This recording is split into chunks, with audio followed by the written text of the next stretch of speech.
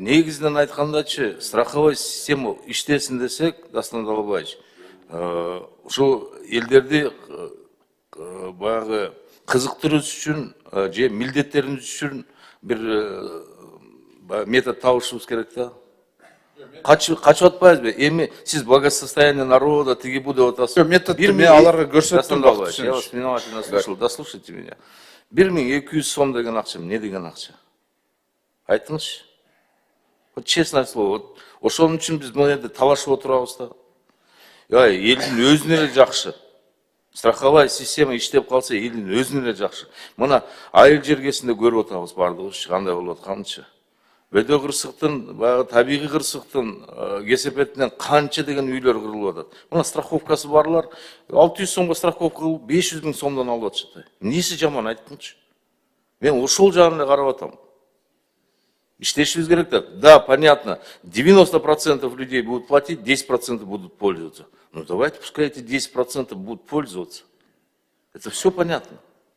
Но страховая система когда-то ведь должна заработать в нашей стране. Мы будем откладывать. Ну, завтра еще придет новый созыв, еще такие люди появятся, которые будут опять нет. Ну, а когда мы тогда начнем работать, вот честное слово? Когда у нас законы начнут работать? Мы же за это боремся же. Вот, а как страховая компания работает, это другой вопрос совсем. Түшүндүрүү иштери общем жүргөн жок дагы элечи. Ошону айтып келатабыз. Ошондуктан Дастан Далбаевич, мен колдойм сизди, айтып атам го, бирок биз дагы бир баягы өкмөт билген үчүн ушуга барып атат. Неге дегенде, өкмөттүн мойнунда болуп калатат да бар жокчу. Мына, азыр эчтеке кылбайбыз, бир нерсе болсо өкмөт төлөп берет деп элечи. Ну, сколько будем мы на шее у страны висеть? Давайте, народ тоже должен чувствовать какую-то хотя бы ответственность. Можно? Спасибо. Я тоже с вами согласен.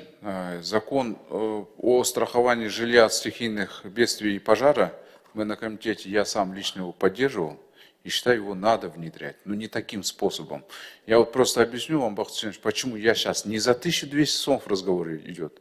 Я же говорю, тут сейчас они государственную пошлину за регистрацию недвижимости подняли до 20 000 сомов. До 20 000 сомов. Это что за пошлина? Пускай тогда они снизят ее, регистрационный сбор. А госрегистр сделали, вот вы представьте, вы приходите, вот начинаете продавать там квартиру, еще что-то, вам говорят, за это заплати, страховой полис заплати. Или уж он джингель отправил. Тогда пускай они сделают ниже. Ну зачем 20 000 сомов? Это же нереально же, ну, люди же возмущаются. Правы. Я просто не знал, Дастан Далбаевич, что пошлина 20 000 сомов. Надо тогда обязать правительство, чтобы и страховка была внутри этих 20 000. Правильно? Я так понимаю? Да, и что хотите, то и делайте. Страхование пускай там будет в этих 20 000. Да, давайте так и сделаем. Но пропишем, что... Нет, Дастан Далбаевич, я понимаю, но вы же говорите, что убрать, да? Не надо убирать. Давайте в этих 20 000 обязанных, чтобы было страхование отдельной строкой должно быть, Дастан Далбаевич. Да. Да. И это надо подчеркнуть, что именно 1200 сомов это за страхование жилья. Как это мы можем сделать? Спасибо, Бакыт Усенович.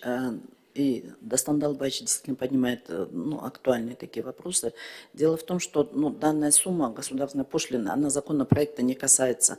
Может быть, вы протокольным поручением дадите нам, и мы отработаем этот вопрос. Ну вы молодцы, то не касается, это не касается. А что касается тогда?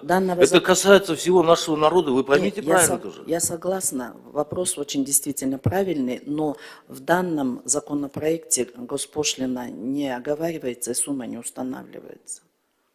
Мы отработаем. Отработайте давайте. Как сделаем, уважаемые коллеги? Надо отрабатывать это, потому что госпошлина 20 000 за переоформление, да? Я так понимаю, да? Это очень много, считаю. А этот вопрос мы отдельно отработаем. Доложимся на следующем комитете. А что, когда госпошлину устанавливали, не пришли с законом? А страхование приходите. Сами решайте тогда. Госпошлина, она не устанавливается законом. постановлением Кабинета министров.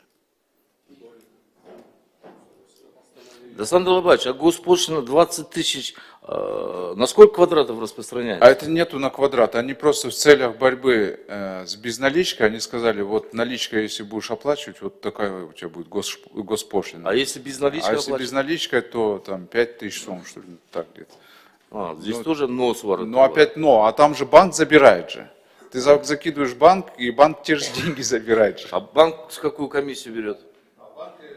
Эскроу счет, если открывать, там 0, по-моему, 0,1%. Это немного. Где-то так. Не, ну там те же 10 тысяч выходят, да, опять же. Ну, Дастан Далабаевич, вы же сами подчеркнули то, что это сделано именно в рамках увеличения расчетов безналичными платежами. И если человек оплачивает безналичными расчетами, Тут можно выйти, вот сейчас сумма Бахтин пошлины классную другая. идею дал, вот давайте, может, так и сделаем. Вы просто снизьте чуть регистрационный сбор для тех, кто берет вот этот страховой полис. Ошондо бүт маселе бүтөт да.